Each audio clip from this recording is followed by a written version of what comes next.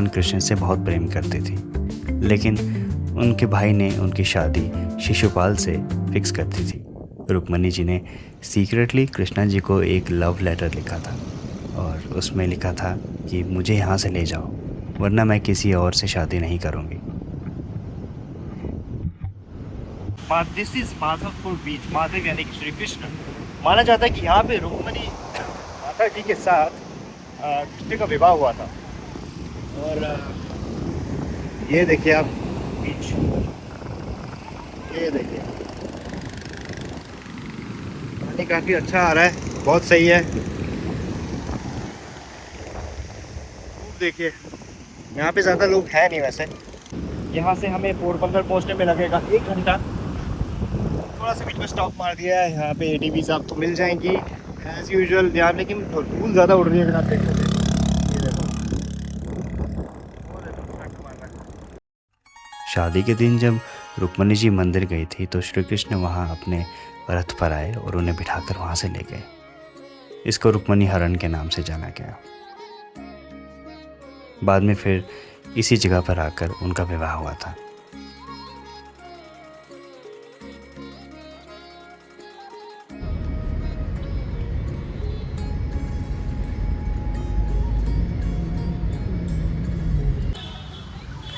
ये है सुदामा मंदिर और काफ़ी पुराना सा है। आर्किटेक्चर देखो।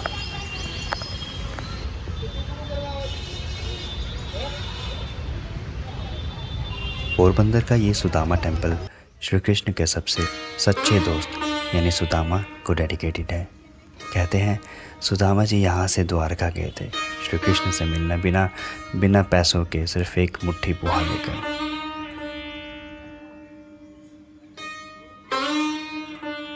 जब वो कृष्ण से मिलने गए तो कृष्ण जी ने उन्हें गले लगा दिया, जैसे दुनिया की अमीर गरीब की कोई वैल्यू ही ना हो।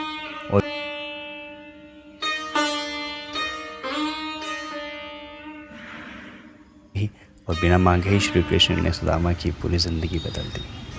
ये जगह फ्रेंडशिप का सबसे प्योर एग्जाम्पल है, जहाँ दोस्ती स्टेटस से नहीं दिल से होती है।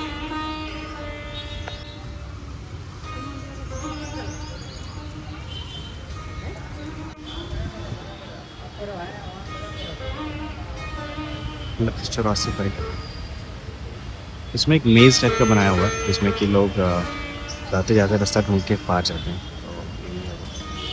ये ठीक बाहर जो है।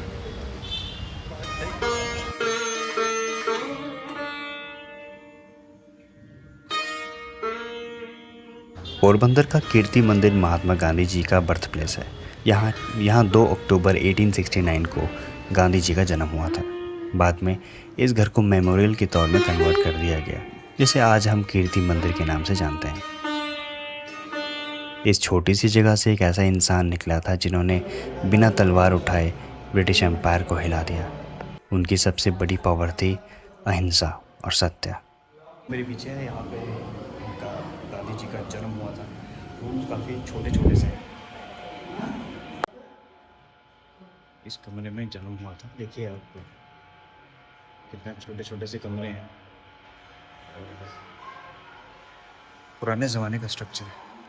तो यहाँ से अगर मैं बोलूँ तो ये बैल्कनी है। देखो ये पूरी बैल्कनी से दिखता है। पता नहीं कितनी बैल्कनी से। सामने एक बाल मंदिर है, ये सब। और देखो यहाँ से बहुत ज़्यादा धूप है। वापस जाएंगे अभी। कीर्ति मंदिर लगभग 79 फीट ऊंचा है। गांधी जी की 79 साल की लाइफ को रिप्रेजेंट करता है। यहाँ गांधी जी के पेरेंट्स करमचंद गांधी और पुतलीबाई की यादें भी संभाल कर रखी गई हैं। घर के अंदर एग्जैक्ट बर्थ स्पॉट मार्क किया गया है जहाँ गांधी जी का जन्म हुआ था।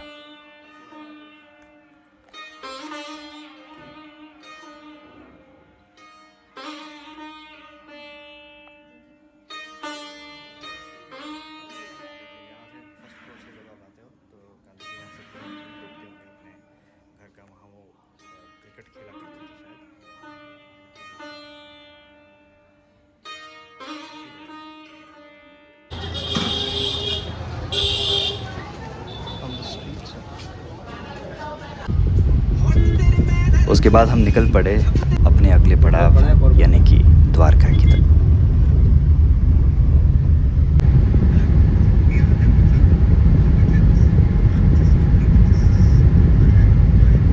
सफ़र थोड़ा लंबा था तो हमने रास्ते में रुककर थोड़ा सा खाना खा लिया।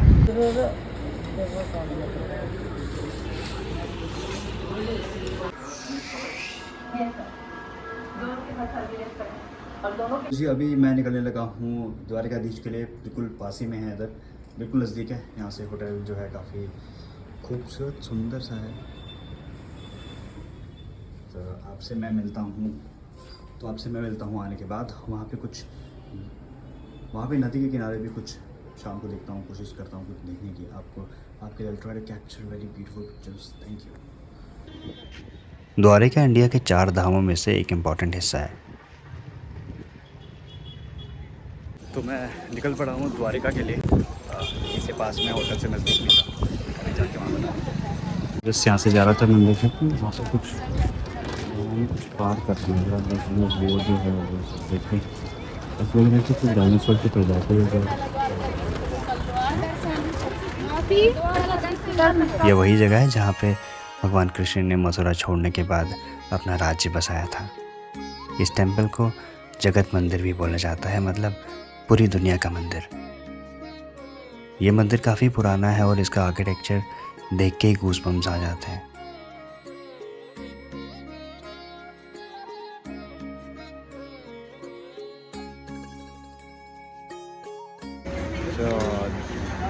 This is the famous lassi types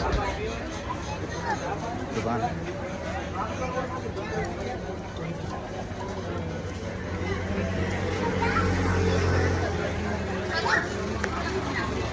पाँच फ्लोर और 70 पिलर से बना हुआ ये मंदिर देखने में बिल्कुल ही अलग लगता है। यहाँ का सबसे यूनिक रिचुअल है फ्लैग चेंज सेरेमनी। यहाँ हर रोज़ कई बार फ्लैग अलग अलग रंग से चेंज किए जाते हैं और माना जाता है कि जो लोग ये फ्लैग चढ़ाते हैं उनको स्पेशल ब्लेसिंग्स मिलती हैं। क्या ट्रेंड होती है?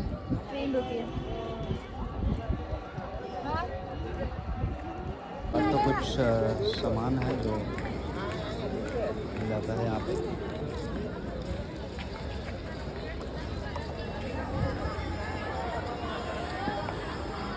अगली सुबह एक नई जर्नी शुरू होती है भेंट द्वारका की तरफ। लेकिन इस सफ़र से पहले हमें मिलता है श्री कृष्ण की प्रेम की कहानी का एक और हिस्सा, रुक्मणी मंदिर।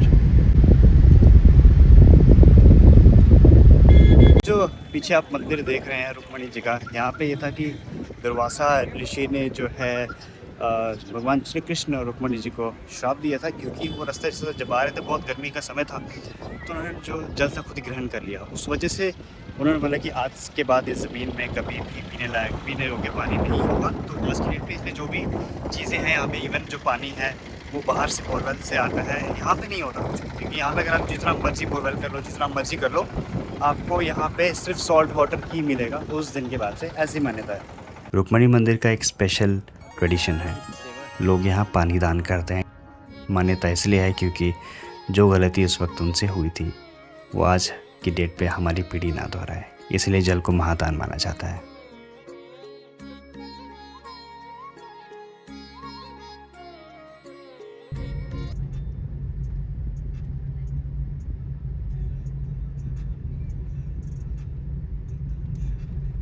ये मेन टेम्पल है जहाँ पे कृष्ण जी को राजा के तौर पे पूजा जाता है। यहाँ पहुँचने के लिए अब तो ब्रिज बन गया है, पहले लोग फेरीज और बोट से जाया करते थे। यहाँ पहुँचकर बस स्टैंड से आप ऑटो रिक्शा कर सकते हैं, जो आपको मात्र 400 रुपये में आपको राउंड ट्रिप लगवा देंगे।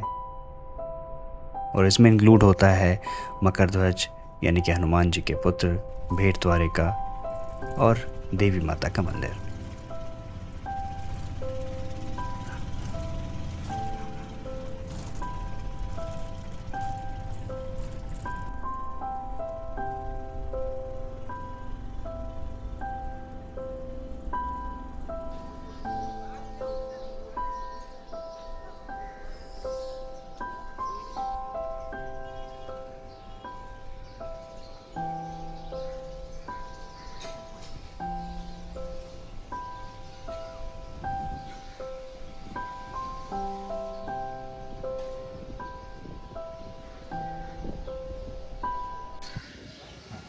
जब रामायण काल में हनुमान जी ने जब लंका जलाई थी तो उनकी पूंछ में आग लगने के बाद उन्होंने उनका पसीने का एक कतरा जो है समुद्र में गिर गया था, तो उससे उसका उत्पत्ति हुई मकर ध्वज की, जो कि यहाँ पे आज पूजा जाता है, इनकी तपोवन कहा जाता है।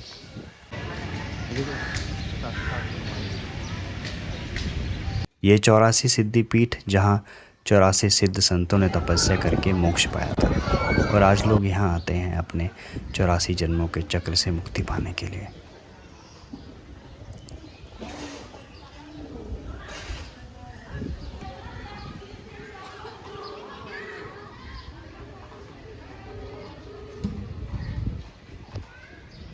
मेरे पीछे है चंद्रदेव का मंदिर, कि यहाँ पे 84 पीठ है और यहाँ पे समाधि है बाबाओं की, सन्यासी बाबाओं की, और एक बर का पेड़ काफ़ी पुराना लग रहा है देखने, देखिए।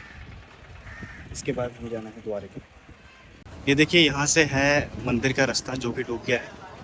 इसके बाद मुझे लगता नहीं कि अलाउ करेंगे कैमरास में भाई, तो मुझे रखना होगा। कहते हैं मथुरा छोड़ने के बाद श्री कृष्ण जी ने अपनी नगरी यहीं बसाई थी, एक ऐसी नगरी जो समुद्र के बीच में सोने की तरह चमकती थी। ये मंदिर लगभग 2000 साल पुराना माना जाता है, और जो स्ट्रक्चर आज हम देखते हैं वो कई बार रिबिल्ड हो चुका है। 5 स्टोरी का ये बनाया हुआ भव्य मंदिर देखने में ही अलग लगता है। यही जगह है जहाँ पर श्री कृष्ण जी अपने परिवार के साथ रहते थे, और यहीं सुदामा अपने दोस्त से मिलने आए थे, सिर्फ एक मुट्ठी पोहा लेकर। ये मंदिर श्री कृष्ण की लाइफ का वो हिस्सा है, वो अनदेखा हिस्सा है जो रॉयल नहीं, पर्सनल था। मेरे पीछे जो है ये है सोने की द्वारिका। यहाँ पे बेसिकली अब इसको म्यूज़ियम बना दिया गया है, तो अंदर जाके देखते हैं कि क्या है। अभी मैं हूँ सोने की द्वारिका में। ये एक म्यूज़ियम बनाया गया है, अंदर से काफ़ी अच्छी तरह से पूरी स्टोरी बताई कि कैसे हुआ था उस टाइम पे, उस टाइम में क्या चीज़ें हुई थी। ये देखिए,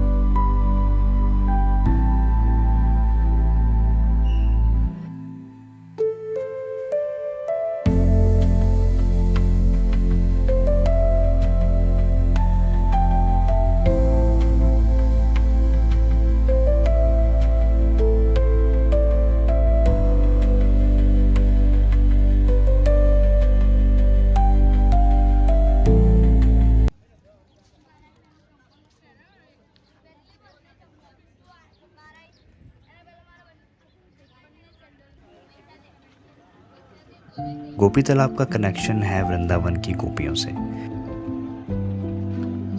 जब श्री कृष्ण जी द्वारिका चले गए तो गोपियां उनसे मिलने के लिए यहाँ तक आ गई।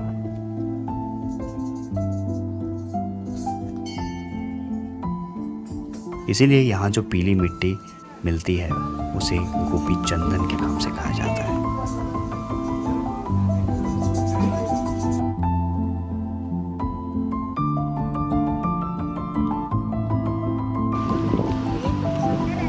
ये जगह श्री कृष्ण जी और गोपियों के बीच में निष्काम प्रेम का भाव जताता है। ये 12 ज्योतिर्लिंगों में से एक है जहां शिव जी सेल्फ मैनिफेस्टेड लाइट यानी कि ज्योति के रूप में विराजमान है। This is the highest form of Shiva. कहते हैं यहाँ एक भक्त था सुप्रिय, जो शिव जी का बहुत बड़ा भक्त था। एक बार की बात है जब दारुका नाम के एक राक्षस ने उसे पकड़ लिया और बंदी बना दिया, लेकिन सुप्रिया ने वहाँ भी शिव का नाम जपना नहीं छोड़ा। उनकी भक्ति से प्रसन्न होकर भगवान शिव जी वहाँ प्रकट हुए और उन्होंने दारुका का विनाश करके अपने भक्त को बचाया था।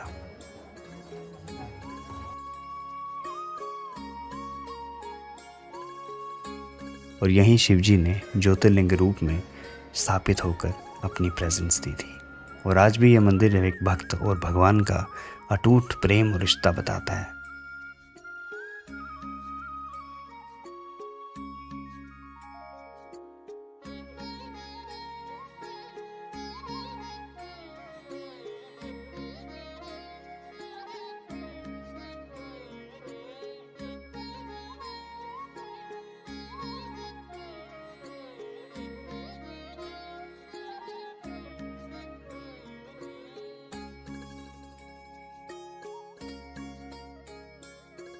मैं हूँ अभी नागेश्वर ज्योतिर्लिंग में। यहाँ पे भगवान शिव की आराधना की जाती है नाग रूप और माँ गौरी के नागिन के रूप में। और ये देखें, ये इसका बैक साइड है। इसके पीछे एक खूबसूरत सी लेक है जो कि काफ़ी अच्छी है। शांत जगह है। धूप की वजह से थोड़ा सा प्रॉब्लम होता है आपको वैसे। द्वारिका से थोड़ा ही दूर पे आप जाएंगे तो आपको सीधे किनारे पर आपको एक मंदिर मिलेगा। जब आप आते हैं इस मंदिर में, यहाँ पे आपको एक पुराना एक नारायण जी का मंदिर दिखेगा। इस साइड पे ज़्यादा लोग नहीं आते हैं क्योंकि ये ना ही गूगल मैप पे आपको सही तरीके से मिलेगा और ना ही किसी को पूछने पे आएगा, इसलिए आप देखोगे लोग यहाँ पे नहीं हैं। यहाँ से ठीक समुंदर आगे कनेक्ट होता है जो कि मेन स्ट्रीम से आगे कनेक्ट होता है, इसलिए शाम को 7 बजे के बाद यहाँ पे बिल्कुल अलाउ नहीं है। हालांकि यहाँ पे तो सरकार ने बोला कि स्विमिंग अलाउ नहीं है, पर लोग फिर भी करते हैं। तो ये है पुराना मंदिर, क्षतिग्रस्त हो चुका है।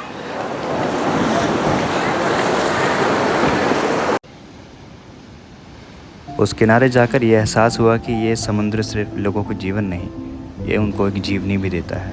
हर कोई अपना अपना कार्य कर रहा है इस दुनिया में, ना ही कोई छोटा कार्य है ना ही कोई बड़ा।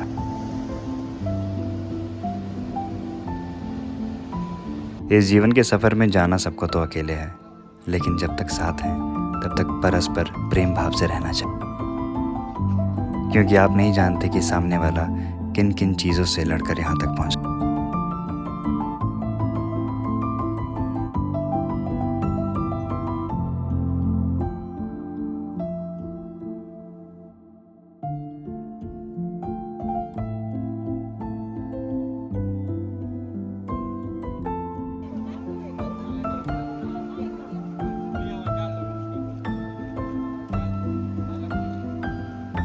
उस आखिरी शाम में गंगा मैया का आशीर्वाद लेकर मैं निकल पड़ा अपने अगले पड़ाव की तरफ। वो सांसारिक जीवन व्यतीत करने जिसके लिए हम सब इस दुनिया में।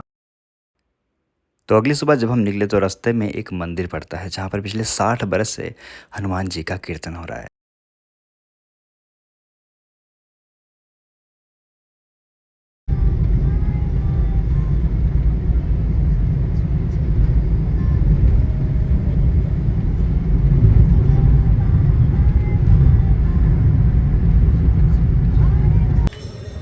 जो आप देख रहे हैं यहाँ पे हमेशा कीर्तन। ये जो मेरे पीछे मंदिर है इसमें पिछले 60 बरस से यहाँ पे कीर्तन चल रहा है हनुमान जी के नाम का, और इसका Guinness book of world record में भी नाम है। देखिए कितना सुंदर मंदिर है।